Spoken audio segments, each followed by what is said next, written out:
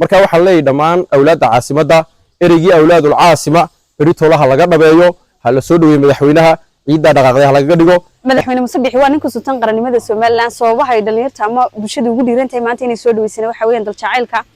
iyo astaamihii fiicnaa uu Soomaaliland kaga tagay oo madaxweynaha kaliya tan ku xasuusan doono doorashooyinka isku sidkanaa una cidna maanta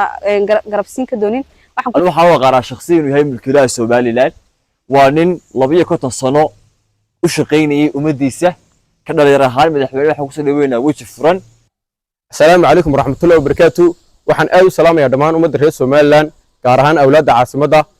waxaan kulli halkan u joognaa inaanu soo jeedino ama inaanu baraarujino dhalinyarta reer Hargeysa inuu beritoole madaxweynaha Muuse Biixi nagu soo wajahan yahay Cigaal International Airport uu ka soo degayo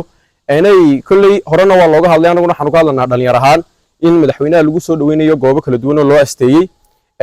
kulli madaxweynuhu de sababta loo soo dhaweynayo waxa weeyaan madaxweyne dabka Soomaaliland iyo ma garanaysaa qaran jacaylka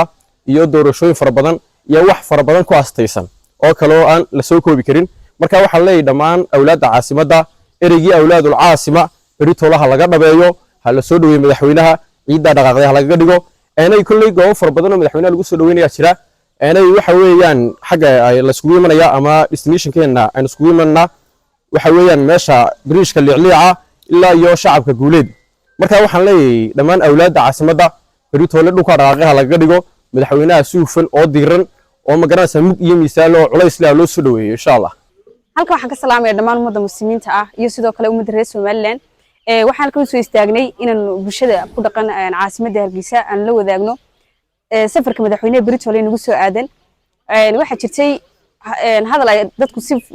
kale u qaateen oo ahaa ka soo baxay gudoomiyaha xisbiga kulmiye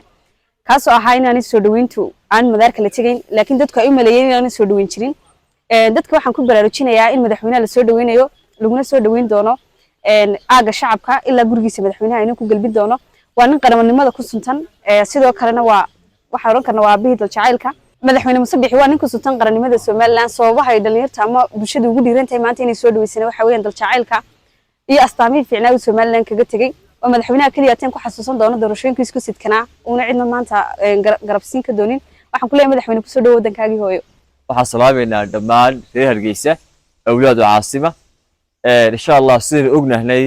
beritoole bisha 12 waxay nagu soo fool leh mulkiilihii qaranka mudane Muuse Biixi Cabdi dhammaan waxaan ogeysiinaynaa reer Hargeysa iyo awlaadda caasimaba in aroorta tahay maalintii mulkiilayaasha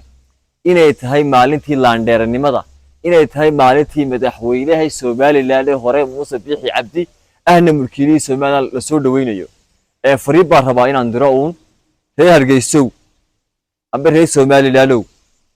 beritoole waxay muujinaynaa jacaylka inuu qabnay Muuse Biixi Cabdi madaxweynaheenii hore ahna mulkiilaha Soomaaliland waxaan u aqaanaa shakhsiyan inuu yahay mulkiilaha Soomaaliland waa nin 52 sano u shaqeynayay ummadiisa ka dhalinyar ahaan madaxweynaha waxa ku soo dhaweynaa waji furan fariin baan u diray reer Hargeysa insha Allah beritoole 6 subaxnimo waxay noo balanaa بليش ليع لا جورج Muuse Biixi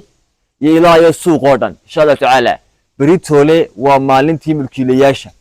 بريتولي ومالنتي ملكيلياشة وكل عندي هذا كاس هي الجيسة يولد عاصمة الله هاي إن شاء الله تعالى بريتولي حيسولي ويننا مدح وينه هني Muuse Biixi Cabdi